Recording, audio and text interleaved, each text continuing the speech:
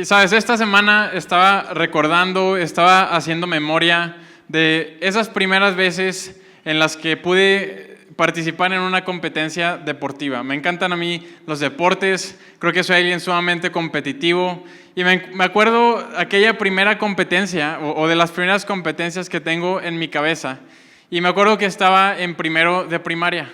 Estaba en primero de primaria y ahí en la primaria había una calle dentro de la primaria para que pasaran los carros y recogieran y dejaran a los alumnos. Y como 2 o 3 veces al año hacían esta carrera en la que pintaban líneas en esa calle recta como si fueran los 100 metros de las Olimpiadas y nos ponían a competir a los alumnos y yo me acuerdo que me registré en la competencia de primero de primaria y yo iba seguro, a mí me encantaban los deportes, escuchar las historias de mi papá cuando jugaba en la prepa y en la universidad. Y me acuerdo llegar ese día sumamente emocionado, nos ponen en posiciones, salimos en el hit y yo recuerdo tener esa seguridad de que yo había ganado.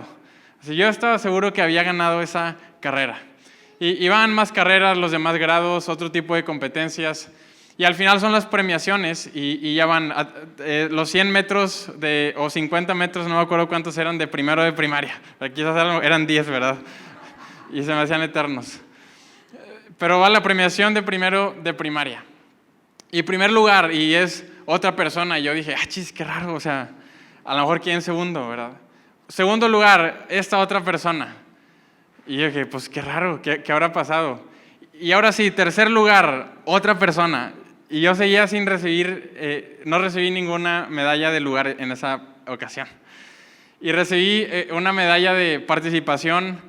Y por primera vez probé la amargura de una medalla de participación y nunca más quise volver a sentir eso en mi vida. Pero me acuerdo que estaba sumamente triste. Me acuerdo que me puse a llorar ahí con mi mamá. Mauricio ganó todas las carreras, tenía como 4 medallas de oro, los niños le pedían autógrafos y fotos. Y uno se conformó con su medalla de participación, ¿verdad? Así de plástico, las otras eran de algo duro, de perdido. Pero me acuerdo que no era uno de los más rápidos de la escuela.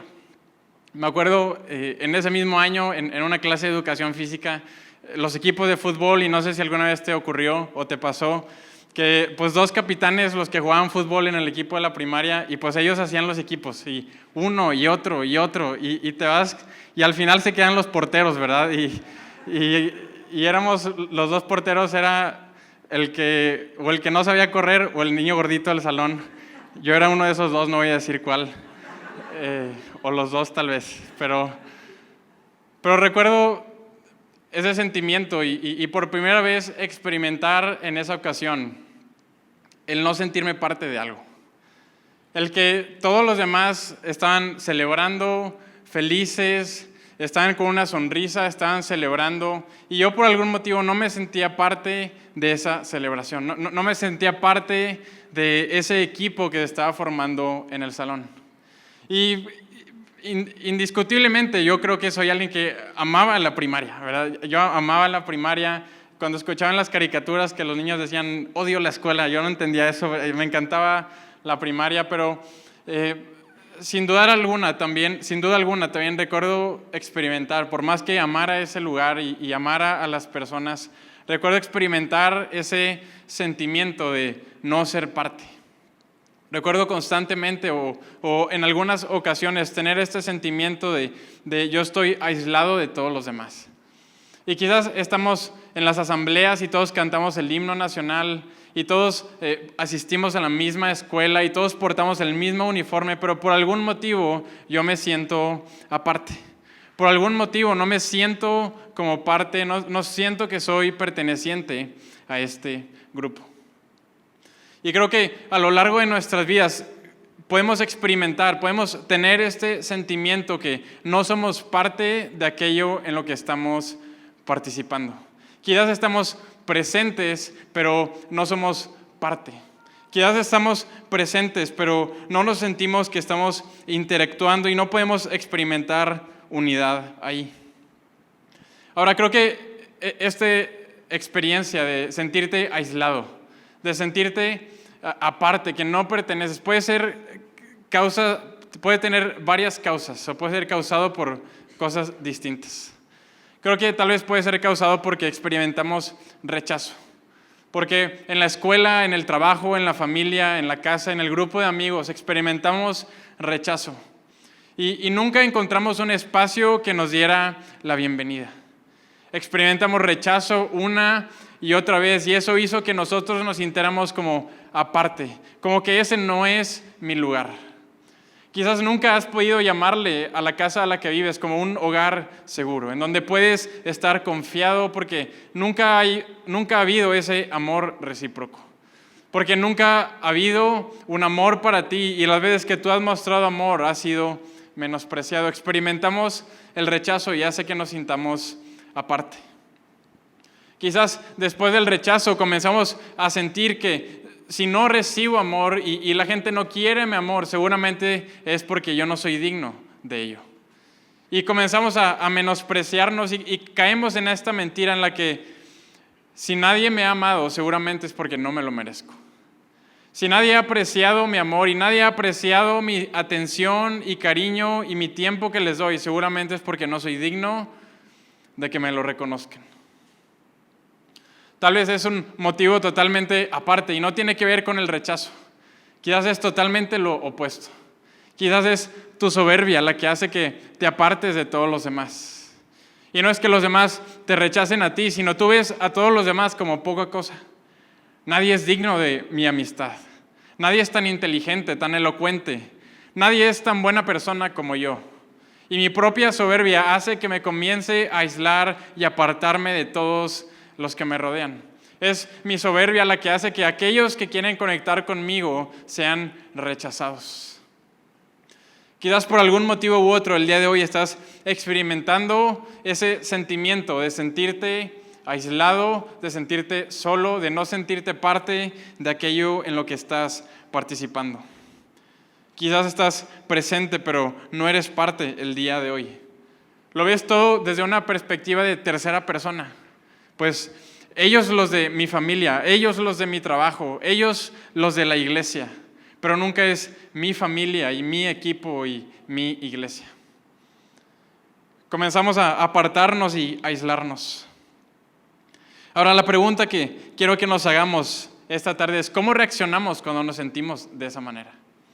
¿Cómo reaccionamos cuando sentimos que somos aparte, somos punto y aparte de todos los demás? Es que todos los demás no me entienden. Es que todos los demás ya me han rechazado. Es que este no es mi grupo, es solamente un grupo al que ocasionalmente voy. ¿Cómo reaccionamos ante este sentimiento? Pero creo que aún más importante, tenemos que hacernos la pregunta, ¿qué nos dice Dios cuando atravesamos esas temporadas? ¿Qué nos dice Dios cuando comenzamos a experimentar que no somos parte y que somos islas solitarias en el océano? Cuando no encajamos, cuando creemos que se nos ha despojado lo que es nuestro, cuando creemos que estamos en el lugar equivocado, en el momento equivocado, cuando creemos que simplemente aquí es donde yo no pertenezco. Sabes, creo que Dios nos da la respuesta en el libro de Jeremías. El pueblo de Israel está atravesando algo similar. El pueblo de Israel ha sido exiliado de su tierra a una tierra extranjera. Están en el lugar en el que no pertenecen. Están en el lugar donde ahora pasaron de ser libres a ahora estar en cautiverio. Pasaron de tener tierra y posesión y riquezas y un templo donde podían adorar a Dios, ahora a ser cautivos en una tierra extranjera. Están en el lugar en el que no les pertenece. Fueron arrancados. Están aislados del lugar en donde deberían de estar. Y Dios les da instrucciones.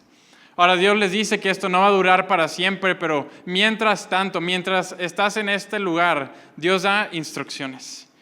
Y Dios las da en Jeremías capítulo 29, versos 4 y 7.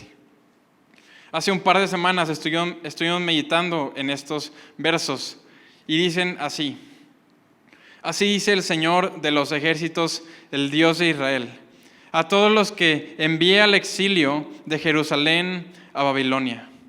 Construyan casas y habítenlas, planten huertos y coman de su fruto.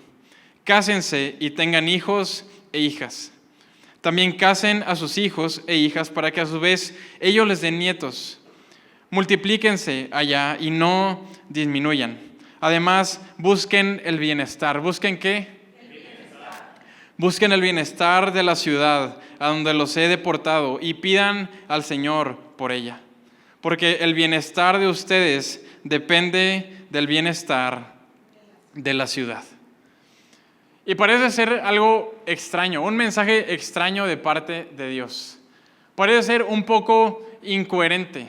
No parece ser lógico lo que Dios les está instruyendo. ¿Cómo es posible, Dios, que nos estás pidiendo que procuremos el bienestar de la ciudad en la que nos tienen en cautiverio? A ver, Dios, ¿cómo está eso que precisamente en el lugar en donde no debo y no quiero y no me gusta estar, tengo que procurar el bienestar de esa ciudad?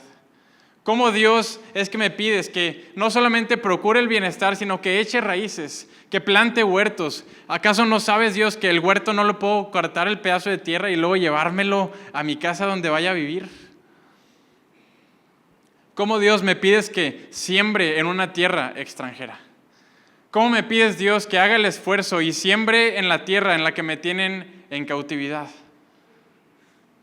¿Cómo es posible que Dios nos está pidiendo esto? Parece que Dios nos está pidiendo que haya fruto en donde no debería de haber fruto.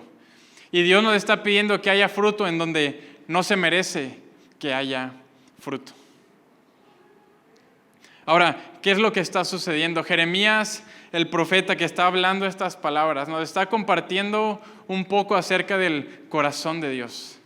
Nos está compartiendo acerca de la intención que Dios tiene para su gente.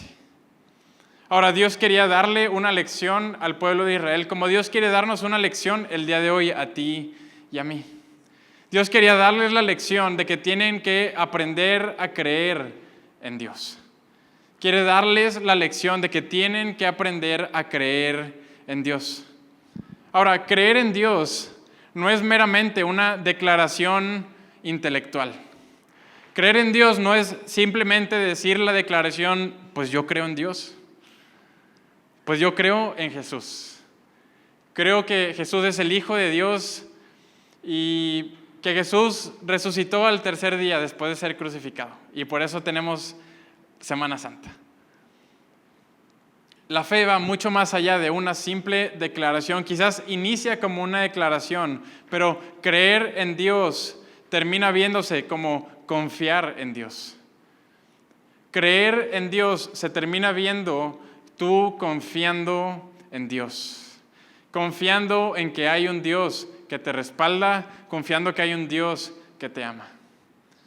Y es la lección que Dios quiere darnos una y otra vez, que aprendamos a confiar y aprendamos a creer en Él.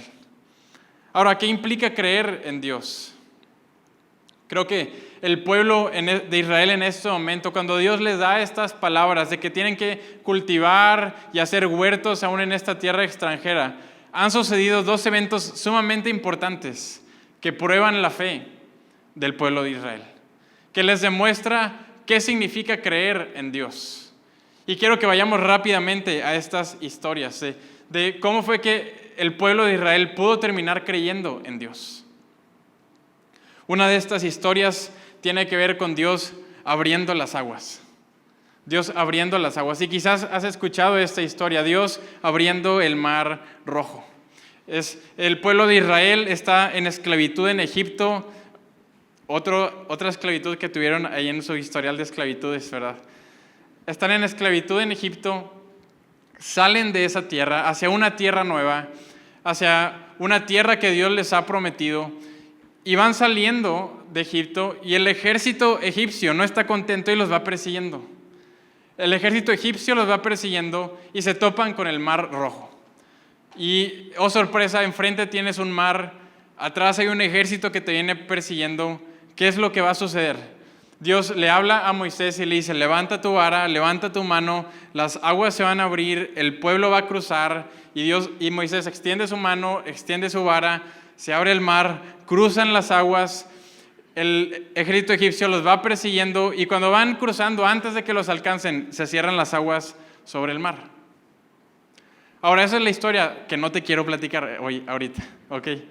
Esa no es la única historia en la que Dios abre las aguas. Dios los lleva a atravesar el Mar Rojo, se enfrentan ahora a 40 años de desierto y finalmente, después de esos 40 años, se acerca llegar a la tierra prometida, pero tienen un obstáculo más y ese obstáculo se llama el río Jordán. El río Jordán es este río que tiene entre 30 y 40 metros de ancho, 2 a 3 metros de profundidad y, sabes, tener un pueblo con todas sus cosas y sus niños y sus chivas, literalmente, atravesarlas por ahí es complicado.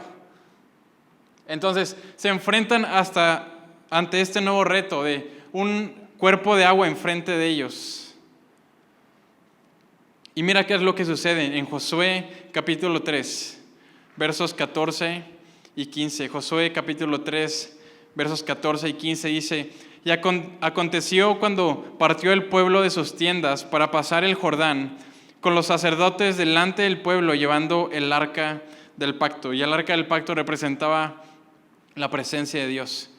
Y cuando los que llevaban el arca entraron en el Jordán, y los pies de los sacerdotes que llevaban el arca fueron mojados, ¿fueron qué? Mojados a la orilla del agua, las aguas que venían de arriba se detuvieron como en un montón. Y esta historia en el libro de Josué nos comparte una perspectiva distinta. Porque con Moisés levantó la vara, se abrieron los mares y atravesaron. Pero en esta ocasión, ahora ellos se meten al agua, se mojan los pies y es hasta que están adentro que se detiene el río. Es una perspectiva distinta de qué significa confiar en Dios. En ocasiones podemos esperar el momento perfecto, la circunstancia perfecta, que Dios nos bendiga de manera perfecta. Podemos estar sentados en la orilla del río esperando que Dios abra las aguas. Y ciertamente eso sería algo milagroso, pero no requeriría fe de tu parte. Quizás estás a la orilla del río esperando a que Dios vuelva a hacer ese mismo milagro, pero mi amigo, eso no desarrolla la fe en tu interior.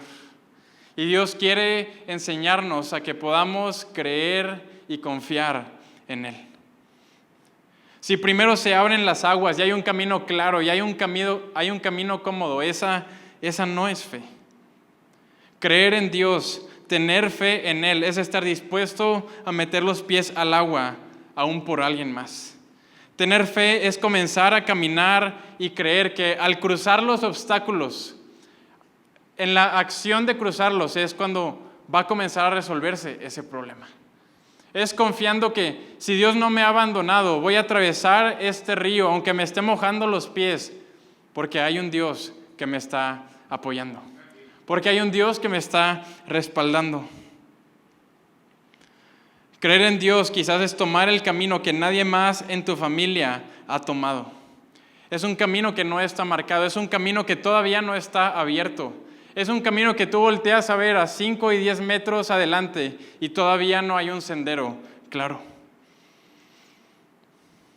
Quizás te va a tocar ser el primero en caminar honrando a Dios. Quizás te va a tocar ser el primero en caminar en rectitud delante de Dios.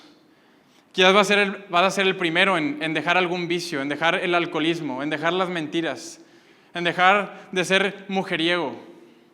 Quizás te va a tocar romper con cosas que durante generaciones no han podido ser rotas, pero Dios nos llama a meter a meter los pies a las aguas, aun cuando no se ha detenido el flujo del río.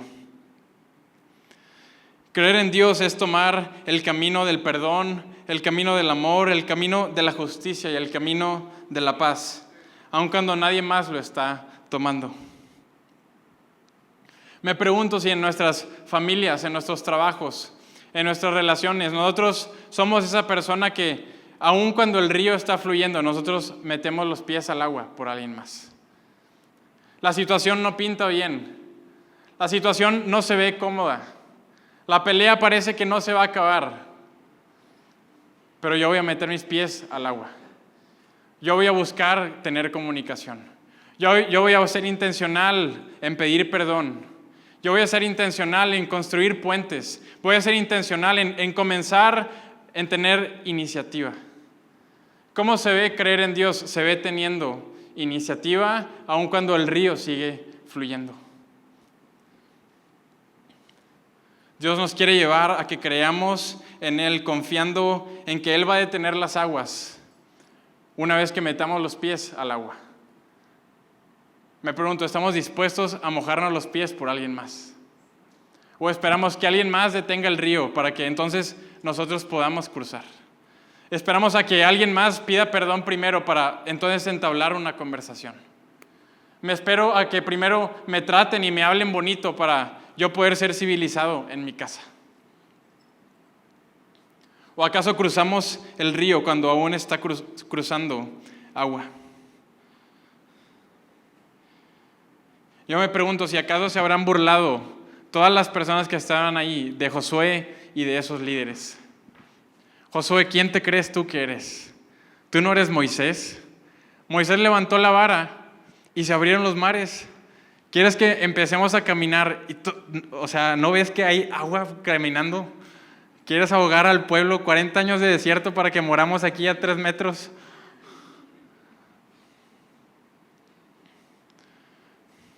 Me pregunto qué se habrá levantado en la mente de Josué. Antes todo estaba perfecto. Antes Dios parecía que obraba de manera más milagrosa.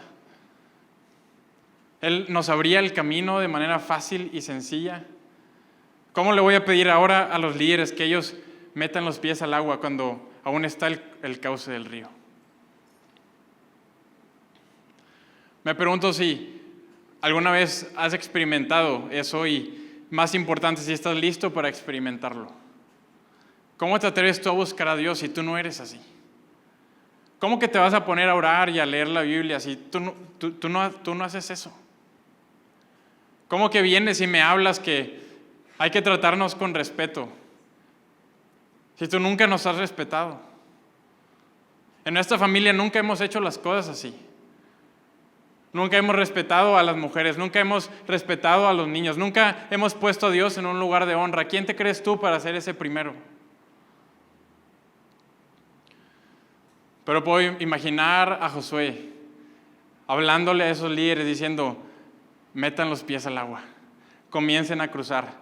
Hasta ahora Dios no nos ha abandonado y no nos va a abandonar aquí. Dios ha sido fiel y Él va a continuar siendo fiel. Él va a respaldar su promesa. Él nos ha dado una promesa y fe no es ver la promesa, fe es atravesar creyendo en la promesa. Fe es dar el primer paso, fe es tener iniciativa. ¿Qué tanta iniciativa tienes con tu familia? ¿Qué tanta iniciativa tienes en tu trabajo? ¿Qué tanta iniciativa tienes con tus relaciones? ¿O acaso si no hay iniciativa de los demás, esa relación, esa familia se muere, se seca, se aísla? Tener fe en Dios es creer que podemos arreglar las cosas aun cuando no hay un camino claro por delante.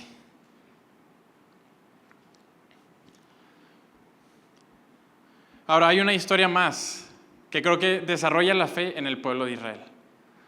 Ahora, con esta historia no quiero contarte la mentira que si cruzas el río, los milagros van a ocurrir en tu vida. Que si empiezas a caminar en la frontera y te vas en el río Bravo, que no te va a agarrar la migra y no te vas a ahogar. Hay un riesgo que es real.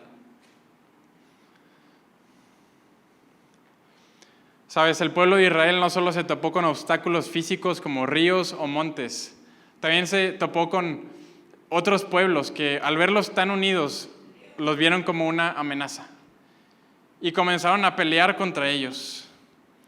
Y mira lo que ocurre en Deuteronomio capítulo 20, versos 2 al 8. Deuteronomio 20, del versos 2 al 8, dice: cuando estés a punto de entrar en batalla, el sacerdote pasará al frente y exhortará al ejército con estas palabras: escucha, Israel, hoy vas a entrar en batalla contra tus enemigos.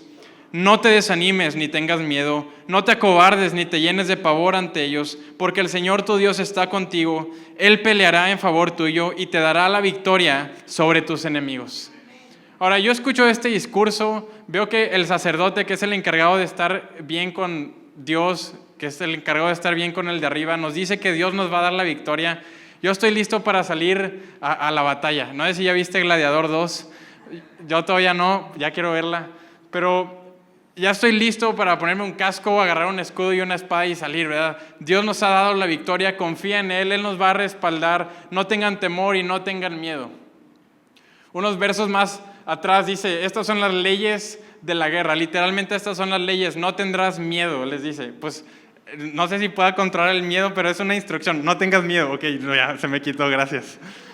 Pero la instrucción es no tengas miedo. Si ves caballos, si ves carros, si ves naciones más grandes que tú, no temas porque Dios estará contigo. Pero mira lo que dice en los siguientes versos. Verso número 5. Luego los oficiales dirán al ejército, si alguno de ustedes ha construido una casa nueva y no la ha estrenado, que vuelva a su casa, no sea que muera en batalla y otro la estrene. Y si alguno ha plantado una viña y no ha disfrutado de las uvas, que vuelva a su finca, no sea que muera en batalla y sea otro el que disfrute de ellas. Y si alguno se ha comprometido con una mujer y no se ha casado, que regrese a su pueblo, no sea que muera en batalla y sea otro el que se case con ella. Y añadirán los oficiales, si alguno de ustedes es miedoso o cobarde, que vuelva a su casa, no sea que desanime también a sus hermanos. Y lo que me sorprende de estos versos es que vemos un contraste muy grande. Vemos un contraste demasiado grande. Nuevamente parece que hay una incoherencia en esta historia. ¿Cómo es posible que nos está dando en los mismos pasajes la instrucción de no tener miedo?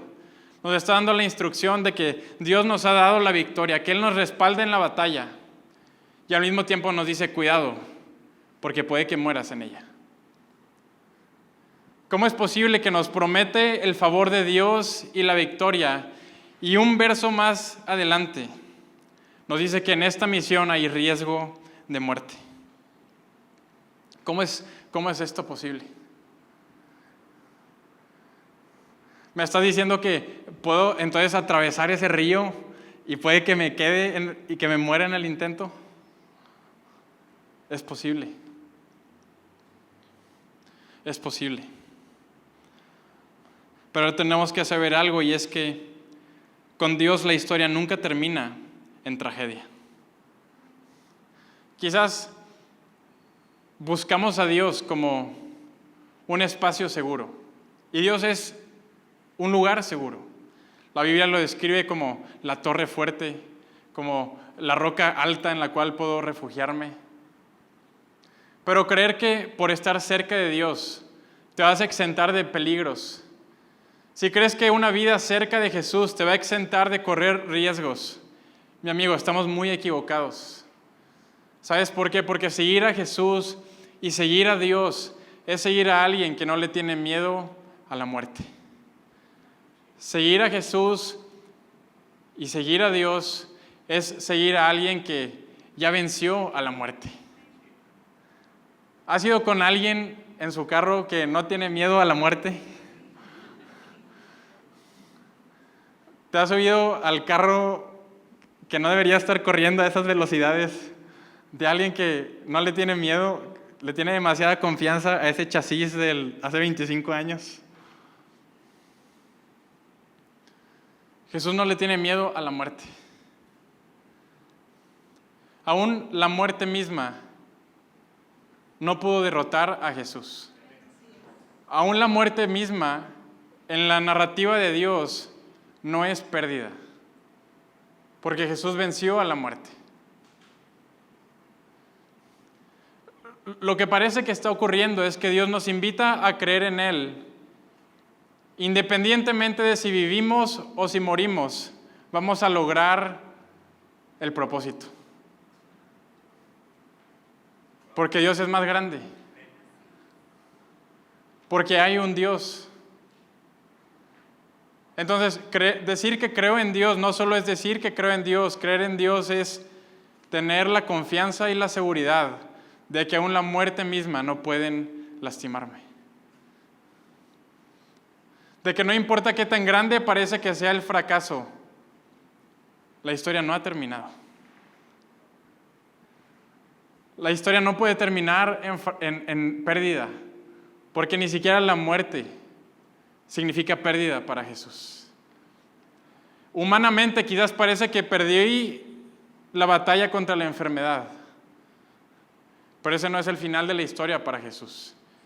Quizás desde la perspectiva humana parece que estoy perdiendo la batalla contra mis adicciones, contra mis vicios, contra mi falta de carácter. Pero desde la perspectiva de Dios, mi amigo, la batalla no se ha terminado. 1, porque no te has muerto. Y número 2, porque si aún te mueres, la muerte no detiene al poder de Cristo Jesús. Él nos quiere llevar a que podamos creer y que podamos confiar en Dios. ¿Cómo se puede ver esto en nuestras vidas?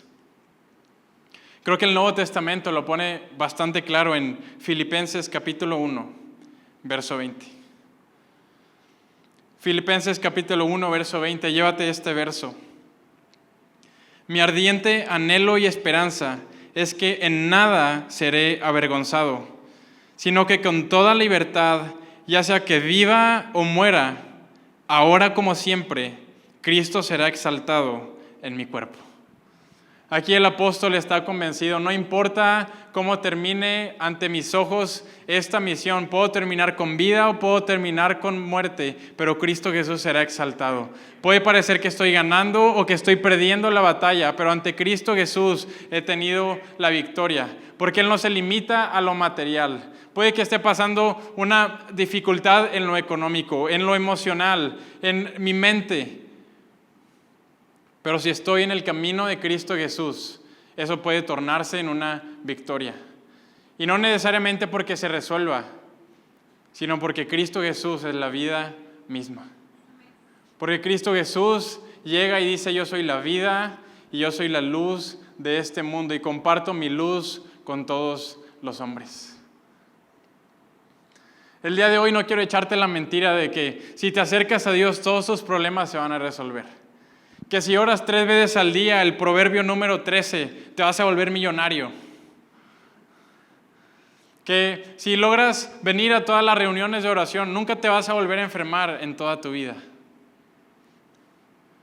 Pero lo que sí quiero compartirte el día de hoy es que el amor, es que la belleza de Cristo Jesús es tan grande que el sufrimiento y la pérdida que pueda estar teniendo se ven como un nada al lado de Cristo Jesús.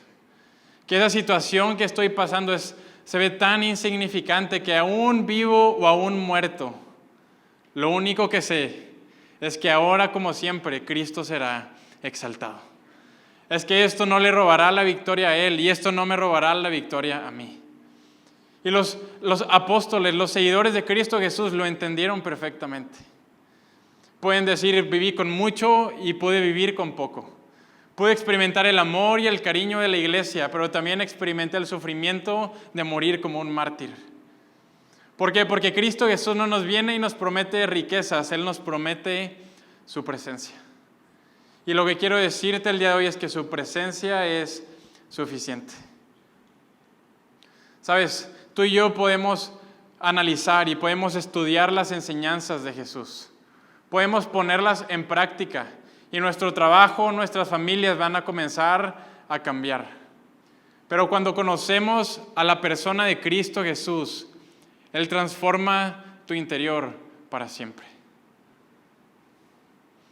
De tal manera que lo que antes me ocupaba, lo que antes tanto me preocupaba, al lado de la belleza de Cristo parece algo tan insignificante. Puedo pasar las tribulaciones y los sufrimientos de esta tierra, no porque las eliminaron, sino porque Cristo Jesús está conmigo. Porque Él me acompaña en mi sufrimiento y Él me acompaña en mi camino que estoy cruzando.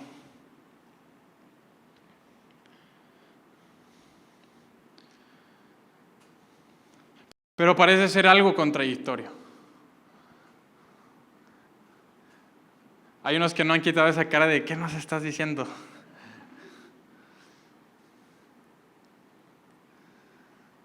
Parece algo tan contradictorio. ¿Cómo vamos a sembrar en tierra extranjera? ¿Cómo vamos a poner huertos en ese lugar en el cual he sido lastimado? ¿Cómo me pides que crea cuando el río no deja de cruzar? ¿Y cómo me dices que en Jesús hay vida? Si parece que solamente estoy experimentando el tormento y la muerte en carne. Creo que Jesús nos da una ilustración de cómo funciona esto. ¿Cómo podemos hacer el esfuerzo y cómo podemos nosotros tomar la iniciativa de sembrar en nuestras familias y en nuestras relaciones, aun cuando parece lo contrario? Y creo que Jesús nos lo comparte con la parábola del sembrador. Él dice que la semilla es su palabra, podemos ver la semilla como su presencia. Y nosotros somos la tierra en la cual Jesús va sembrando esa semilla. Él va esparciendo esa semilla. Y Jesús presenta 4 casos distintos. Jesús dice, el sembrador salió a sembrar y echó semillas sobre el camino, que estaba duro, porque muchos habían pasado por ahí. Y la semilla no pudo entrar a la tierra y las aves se lo robaron. Y ese es el corazón duro que se queda solo en lo superficial, que no entiende las palabras de Jesús porque no lo entiende en su espíritu. Que Dios dice que el sembrador continuó y echó semillas sobre las piedras. Y aunque lograron entrar un poco en la tierra, las piedras prohibieron que las raíces fueran profundas. Y en cuanto salió el sol, se secaron esos frutos. Es el corazón que está vacío, que parece que hay espacio, pero por dentro está lleno de un vacío, está lleno de piedras. Jesús nos comparte, número 3, que Él echó la semilla y cayó sobre las espinas. Y comenzó a florecer y comenzó a crecer fruto, pero las espinas ahogaron ese buen fruto. Y finalmente el sembrador echó semillas sobre la tierra buena y dio fruto y fruto en abundancia. Su presencia, sus frutos comenzaron a ser visibles. El amor, el gozo, la paz, la paciencia, la mansedumbre, el dominio propio. Sus frutos comenzaron a crecer en esa tierra próspera y en esa tierra lista. Y tal vez tú y yo el día de hoy podemos creer, eso parece una realidad totalmente distinta a la mía. Si con algo no me puedo identificar el día de hoy es con la tierra buena. No veo los frutos en mi vida. No veo los frutos en mi familia. No puedo yo ir a sembrar algo a mi familia porque ni siquiera hay fruto en mí. ¿Cuál es la buena noticia de esto? ¿Cuál es la buena noticia de la parábola del sembrador? ¿Quieres saber cuál es? Es que el sembrador no deja de echar semillas. El buen sembrador no deja de echar semillas. El sembrador mejor que nadie sabe que en el camino no van a prosperar, pero echa semillas. El sembrador sabe que en las piedras no van a echar raíces, pero echa semillas. Sabe que las espinas y las preocupaciones y las trivialidades de este mundo van a ahogar ese fruto, pero él echa su semilla. Y quizás tú eres una de esas 3 tierras el día de hoy. Quizás tienes un corazón duro, tienes un corazón preocupado por lo que sucede en esta tierra, por las riquezas, por acumular lo material. Quizás tienes un corazón en el cual no entra la palabra de Dios y al cualquier viento se lo lleva. Pero quiero que sepas que Jesús no deja de echar semillas. ¿Cómo es que me pides que siembre en el lugar en donde no debería de haber fruto? Porque Jesús, el buen sembrador, no se detiene de echar su buena semilla aún en la tierra que no parece ser tan buena. ¿Y sabes cuál es la mejor noticia todavía? Que Él dice, voy a cambiar sus corazones de piedra por corazones de carne. Voy a infundir mi Santo Espíritu sobre ustedes. Y quizás has de estar en una temporada donde sientes ese corazón duro. Una temporada en donde la palabra no entra a tu vida. Donde te sientes apartado y aislado de Dios. No ves los frutos en ti. Pero mi amigo, quiero que sepas que Él no te ha abandonado. Él no te ha menospreciado. Él no ha dejado de echar su semilla sobre ti. Y Él no se quiere quedar ahí. Él quiere transformar la tierra para que te conviertas en tierra buena que da fruto y da fruto en abundancia. ¿Cómo es posible que Dios me pide que eche semillas en donde no debe de haber fruto, en donde no merece que haya fruto? Porque Jesús es experto en que haya fruto en donde no deba de haber fruto. Si en algo es experto Jesús, no sé por qué, bueno, sí, dicen que es carpintero, pero si algo es Jesús, es un buen agricultor. Jesús es el buen agricultor porque de donde no debería de haber fruto, Él saca fruto. Y creo que podemos ver esta imagen en su máxima expresión. No debería de haber fruto ahí. Es una incoherencia. No parece ser lo lógico. Pero Jesús nos lo muestra en esta escena de la crucifixión. Esta escena llena de traición, llena de sufrimiento, llena de dolor. Están latigando y literalmente crucificando a Cristo Jesús. Y en medio de esa tierra árida, áspera, dolorosa, lleno de sufrimiento, Jesús da un fruto que no debería de estar ahí. Y Jesús dice, Padre, perdónalos porque no saben lo que hacen. Jesús, el experto en que haya fruto en donde no debería de haber fruto. Jesús, el experto en que haya perdón en donde no debería de haber perdón. Jesús, el experto en el que haya reconciliación en donde nunca antes había habido reconciliación. ¿Cómo puedo yo salir el día de hoy y durante una semana esforzarme en echar semillas y cultivar mi familia, aun cuando parece que no es tierra buena?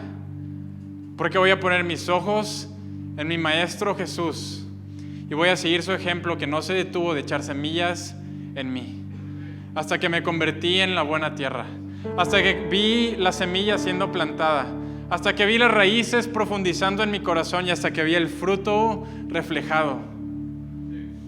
Y entonces puedo amar. Y yo sembrando en otros es el fruto de Jesús brotando. Es que no experimento el amor de Dios, es que lo vas a experimentar cuando ames. Es que no experimento el perdón de Dios, es que lo vas a experimentar cuando perdones. Es que no experimento la misericordia de Dios, lo vas a experimentar cuando seas misericordioso. Porque en ese momento en el que tú das semilla, en el que tú das, es que brota el fruto de Cristo Jesús.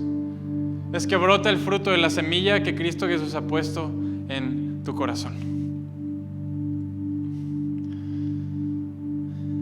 Jesús nos invita a poner los ojos en Él, a creer en Dios, a creer que independientemente de lo que está pasando, todo va a estar bien. Puede que me muera, puede que las cosas no salgan, pero mi amigo, si lo tengo a Él, lo tengo todo. Ya sea que muera o ya sea que viva, estoy seguro que ahora, como siempre, Cristo será glorificado, porque la muerte no lo pudo detener.